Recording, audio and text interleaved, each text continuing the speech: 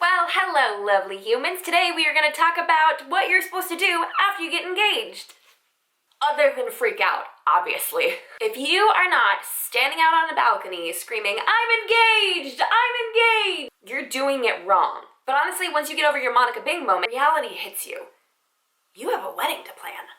And that's either extremely exciting or extremely scary. But whatever you do, don't panic. Here are a list of 7 things that you should do as soon as you get engaged. Number 1, tell your loved ones. Freak out with your best friend. Call your mom sobbing hysterically. Send text to everyone in your phone book. And then go to social media if you want. If that's your personality, do it. Take the best ring selfie you've ever taken in your life. Skip the filter. No one needs a filter on that pretty ring. Just freak out and really bask in the beginning of the next chapter of your story with your fiance. Oh yeah, you might not want to forget about your fiance. They're kind of important in this too. But the ring is so pretty. Once the hype has died down from all of your loved ones, the second thing you're going to want to do is set a freaking budget. Oh, for the love of all that is holy. Set a budget first. Don't start planning unless you know how much money you have to spend. Because I know what's going to happen is you're going to fall in love with a venue that you can't afford, or you're going to be looking at photographers that are way out of your price range.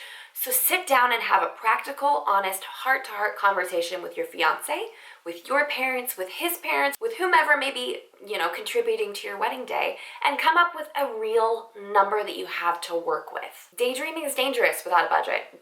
Try as hard as you can to start with a budget. Just start there, and honestly, the rest will fall into place. Number 3, hire a coordinator. Shameless coordination plug. I know, but it wouldn't be my channel if I didn't say something like this. If you hire a coordinator, so much stress is lifted off your shoulders. If you're working with a tight budget, that's something I completely understand, but if you have the room to hire one, hire one. A typical wedding takes about 250 hours to plan, so if you're of the mindset that time is money, then a coordinator is going to save you a lot of money. They're going to save you the pain of researching things when they already know what general costs should be. They're going to save you the agony of poring over contracts. They can help to hone in your vision, they can help direct you on your budget, and so many other things. Number 4, pick a guest list. Come up with a rough number. Do you have a big family? Are you part of a local church or synagogue?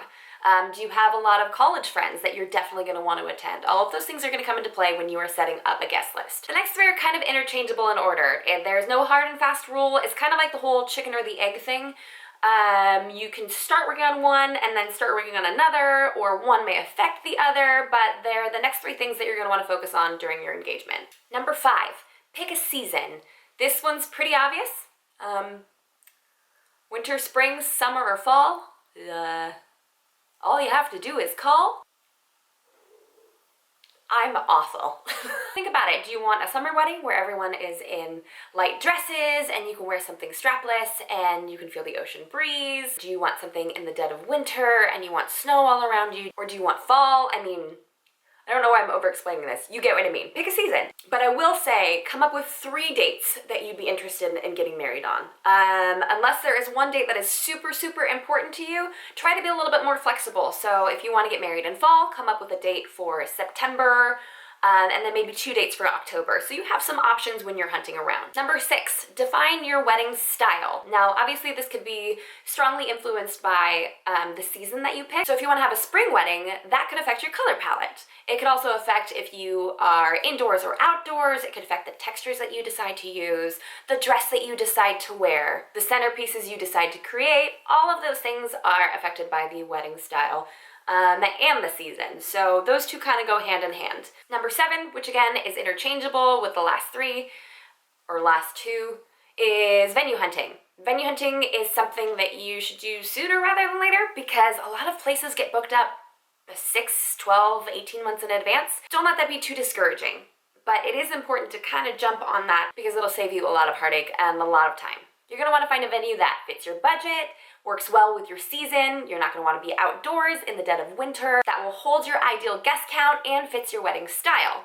The beginning of your engagement can be really stressful, so while these are flexible, they're really, really good guidelines to follow, because if you find yourself overwhelmed, most likely, if you're anything like me, you're gonna find yourself wandering the dollar section at Target, staring at your pretty rings, spending way too much money, and you don't have time for that. You have a wedding to plan. So there you have it, folks. 7 things that you should do after you get engaged. Freak out with your family and your loved ones and everyone you know on social media. Set a budget, hire a coordinator, shameless plug. Plan your guest list, pick a season, pick a style, and pick a venue. If you haven't done so yet, hop on down there, smash that subscribe button, hit like on this video for more tips and tricks for the modern day bride. If you have any questions, please feel free to leave them in the comments below. What's the first thing you did when you found out you were engaged? Did you freak out? Did you go straight to ring selfie? Did you cry? Go ahead and follow us on social media. We are on Facebook and Instagram.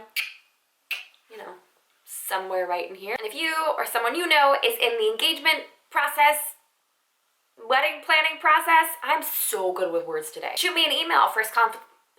So good with words today. First consultation is free, and I love chatting with brides. So until next time, bye guys.